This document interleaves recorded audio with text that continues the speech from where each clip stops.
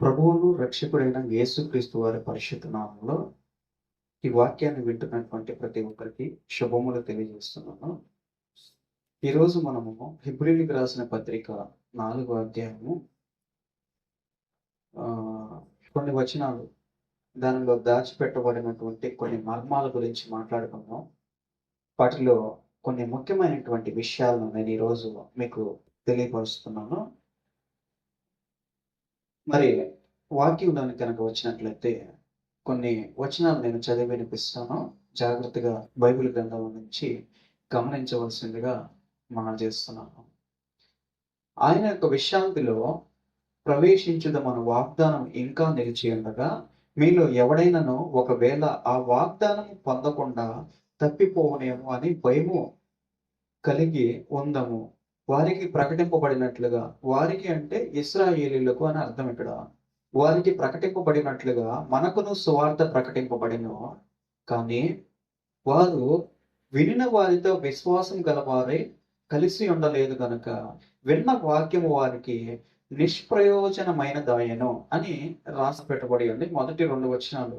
ఇక్కడ కొన్ని విషయాలు నేను మీతో మాట్లాడదలుచుకున్నాను. వాటిలో ముఖ్యమైనటువంటి విషయాలు ఏంటంటే, దేవుడు ఒక వాగ్దానాన్ని మనుషులకు ఇచ్చాడు. ఈ వాగ్దానం ఏంటంటే, మీరు నా విశ్రాంతిలో ప్రవేశించుదురు. ఫస్ట్ ఈ వాగ్దానాన్ని గురించి మనం అర్థం చేసుకోవడానికి ప్రయత్నం చేయాలి. ఈ వాగ్దానము ఎన్ని రోజులు పనిచేస్తుంది? ఈ వాగ్దానము ఎప్పుడు ఇవ్వబడింది? ఈ వాగ్దానం యొక్క టైం పీరియడ్ ఎంత? అసలు ఈ విశ్రాంతి అంటే ఏంటి? దేవుని యొక్క విశ్రాంతి అంటే ఏంటి? ఈ విషయాలన్నీ కూడా మనము ఈ వాక్య సందేశంలో తెలుసుకోబోతున్నాం. మొదటగా దేవుడు ఈ వాగ్దానాన్ని ఎవరికి ఇచ్చాడు అనేటటువంటి విషయాన్ని కనుక మనము ఆలోచించినట్లయితే, మొదటగా మోషే నడిపిస్తున్నటువంటి సమూహమైనటువంటి ఇశ్రాయేలులకు ఇచ్చినట్లుగా మనము బైబిల్ గ్రంథంలో చూస్తాము. అయితే ఇదే వాగ్దానము కొత్త నిబంధనలో ప్రభు అయినటువంటి యేసుక్రీస్తు వారు ఆయన నమ్ముకున్నటువంటి ప్రతి వ్యక్తికి, స్త్రీలు కావచ్చు, పురుషులు కావచ్చు, ఆయా భాషలు మాట్లాడేటటువంటి ప్రతి ప్రజలకు కూడా ఈయన ఈ వాగ్దానాన్ని ఇచ్చాడు. ఈ వాగ్దానం యొక్క టైం పీరియడ్ ఎంతయా అంటే, ఇశ్రాయేలీల యొక్క టైం పీరియడ్ అయితే వాళ్ళు ఆ యొక్క అరణ్యంలో నడిచినంత కాలం వరకు కూడా ఆ వాగ్దానం వాళ్ళతో నిలిచి ఉంది. ఏ వాగ్దానం ఇది అంటే, వాళ్ళు కనానులోనికి ప్రవేశించారు. అది వాళ్ళ టార్గెట్ టైం పీరియడ్. వాళ్ళు కనాను ప్రాంతంలోనికి ప్రవేశిస్తారు.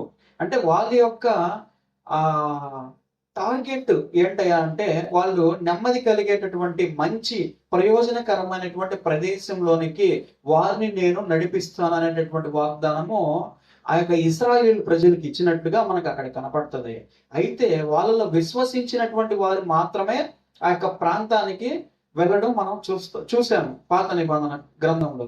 అయితే ఇక్కడ కొత్త నిబంధన గ్రంథంలో ఇశ్రాయేలుకి ఎలాంటి వాగ్దానం ఇచ్చాడో, అలాగే మన ప్రజలైనటువంటి ఆయన రక్షణలోనికి వచ్చేటటువంటి వారందరికీ కూడా, ఆయన యందు విశ్వాసం ఉంచేటటువంటి ప్రతి ఒక్క వ్యక్తికి కూడా ఒక వాగ్దానాన్ని ఇస్తున్నాడు. ఆ వాగ్దానం ఏంటయ్యా అంటే, మీరు నా విశ్రాంతిలో ప్రవేశించుదురు అనేటటువంటి ఒక వాగ్దానం.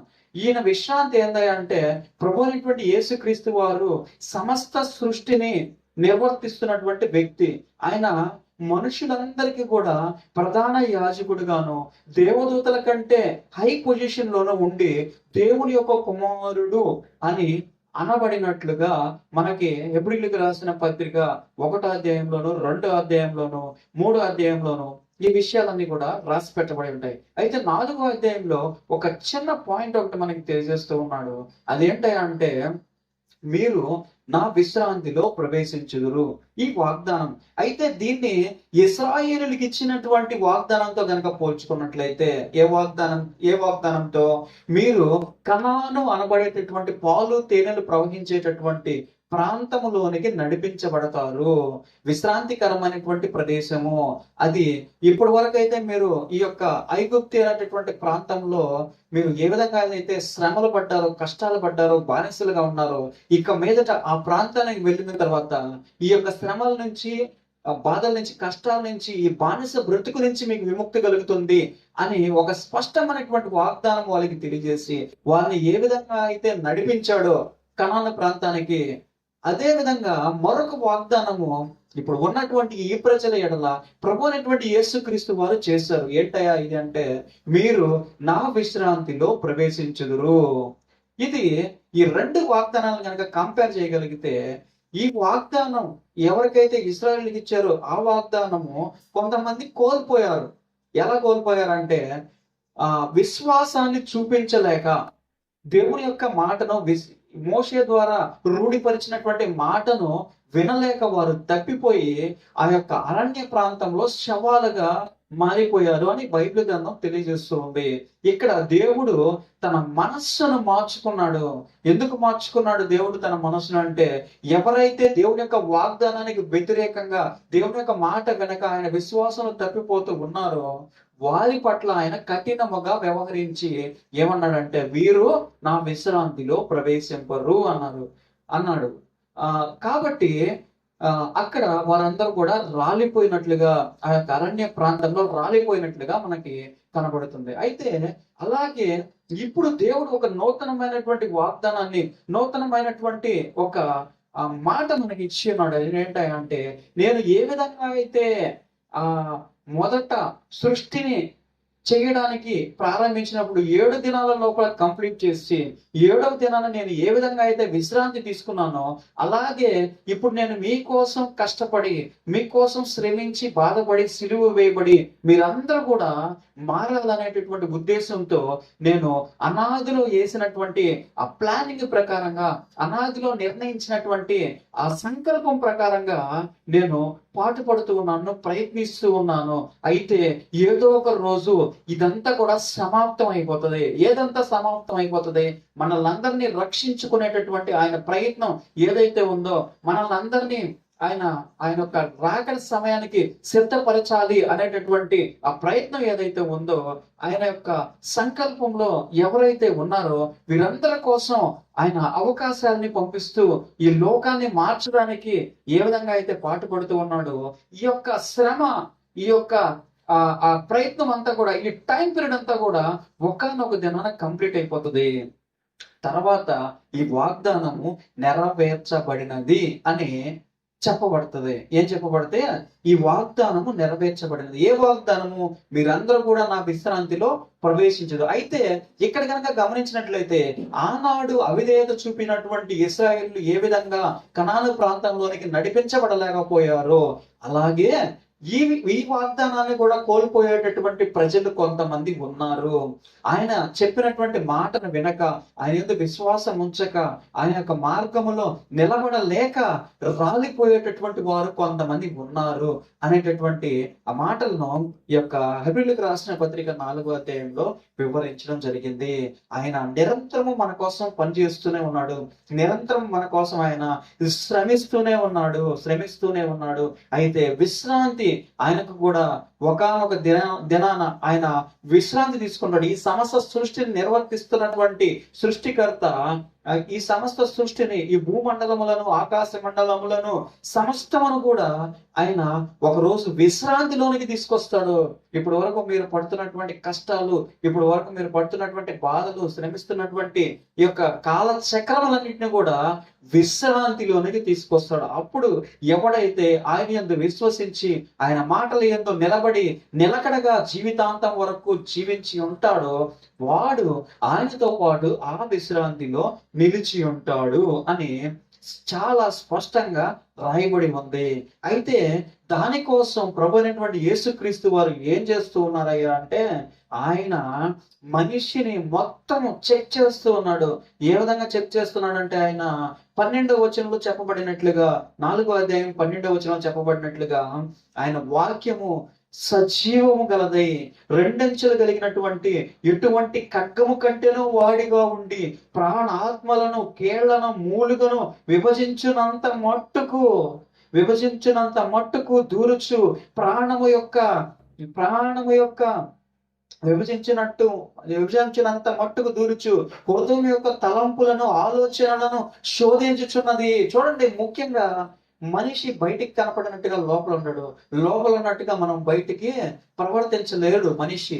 కాబట్టి ఇక్కడ దేవుడు ఏం చెప్తున్నాడంటే ఆయన హృదయ అంతరంద్రియములను, ప్రాణ ఆత్మలను, మోళ్లను, ఆ కీళ్లను, మూలుగను కూడా ఆయన విభజించి ఆయన వాక్యం లోపలికి వెళ్ళి మనల్ని పరిశీలిస్తూ ఉంది, మనల్ని అది చెక్ చేస్తూ ఉంది అని మనము నమ్మాలి. కాబట్టి ఆయన వాక్యం ద్వారా పనిచేస్తూ ఉన్నాడు. ఆయన వాక్యం ద్వారా మనిషిని చెక్ చేస్తూ ఉన్నాడు. వాక్యం ద్వారా ఆయన పరిశోధిస్తూ ఉన్నాడు మనిషిని.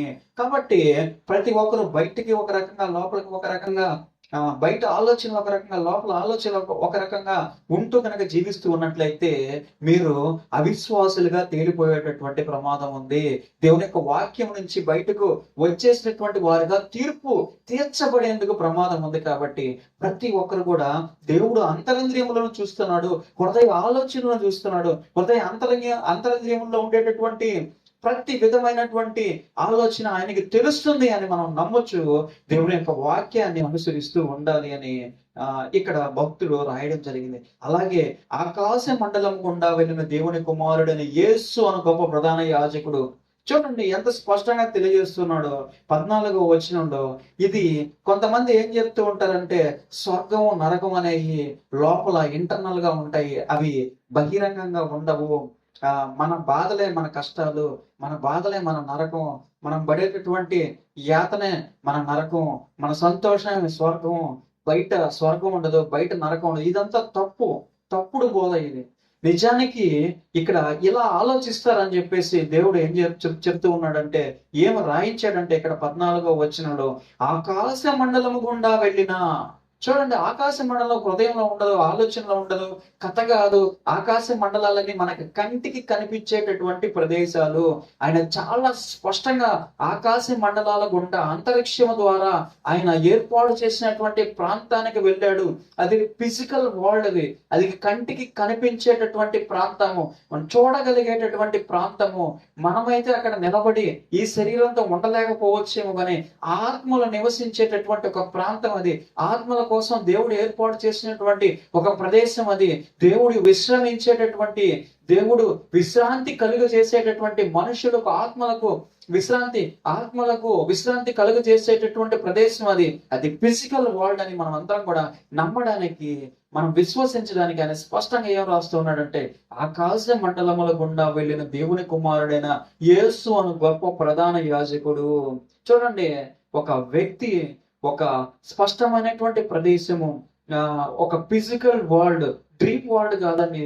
మన ఆలోచన సంబంధమైన దర్శన రూపకమైనటువంటి ప్రదేశము మాత్రమే కాదు. ఇది స్పష్టంగా ఒక ప్రాంతము, మనకి చాలా దూరంగా నిర్ణయించబడినటువంటి ఒక ప్రదేశము, నెమ్మదికరమైనటువంటి ప్రదేశము, మనము విశ్రాంతికరమైనటువంటి ప్రదేశంలోనికి వెళతాము అని దీని గురించి ఆయన ఇక్కడ రాసి పెట్టబడి ఉన్నాడు. కాబట్టి మనము కనికరింపబడి సమయోచితమైన సహాయం కొరకు పొందినట్లు ధైర్యంతో కృపాసనమునొద్దకు చేరుదము.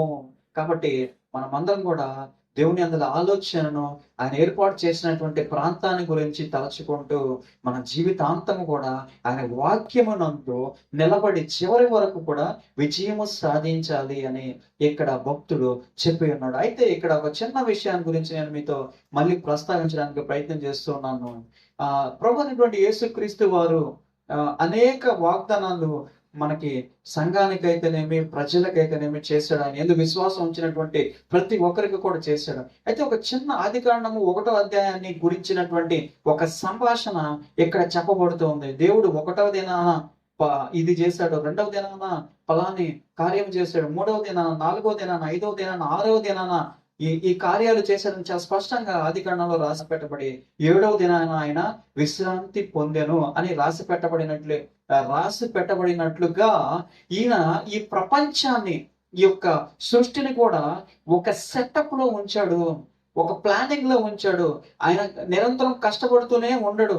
ఆయన ఒక సెటప్, ఒక ప్లానింగ్, ఆయన కొన్ని కోట్ల సంవత్సరాల క్రితం ఆయన ఏర్పాటు చేసినటువంటి ఈ యొక్క ప్లానింగ్ ఏదైతే ఉందో, అది ఎండింగ్ టైం అనేది ఒకటి వస్తుంది. అదే రెండవ రాకడగా చెప్పబడుతుంది. ఈ రెండవ రాకడ తర్వాత ఇంకా వాగ్దానాలన్నిటికీ కూడా ఫుల్ స్టాప్ అయిపోతుంది.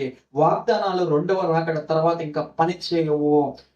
అప్పుడు మిగిలిపోయినటువంటి మనుషులందరూ కూడా, మార్చబడినటువంటి వారందరూ కూడా దేవుని వాక్యాన్ని తెలిసి నిష్ప్రయోజనకరమైనటువంటి వారిగా మారిపోయినటువంటి వారందరూ కూడా ఈ వాగ్దానాలని కోల్పోతారు. నూతనమైనటువంటి వాగ్దానాలు ఎలాంటివి కూడా ఈ మిగిలిపోయినటువంటి నిష్ప్రయోజనకరమైనటువంటి వ్యక్తులకు ఇంకా ఇవ్వబడవు. ఆయన వాగ్దానాల యొక్క సమయము సంపూర్తి అవుతుంది అని బైబిల్ వాక్యం చాలా స్పష్టంగా మనకి అర్థమయ్యే రీతిలో తెలియజేస్తుంది. కాబట్టి సమయం ఉన్నప్పుడే మనం మార్పు చెంది దేవుని యొక్క వైపు తిరగాలి అని బైబిల్ గ్రంథం తెలియజేస్తుంది. ఈ వాక్యాన్ని దేవుడు దీవించి ఆస్వాదించి ఫలింప చేయను గాక. ఆమేన్.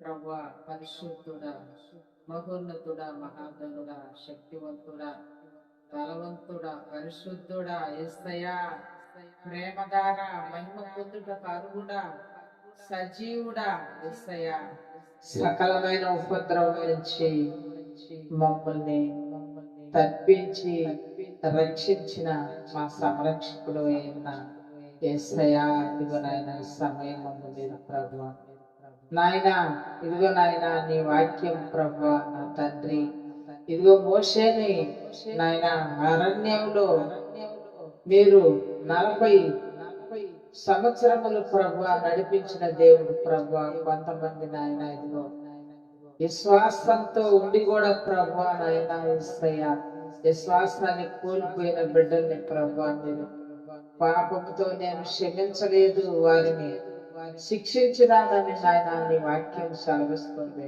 దేవా.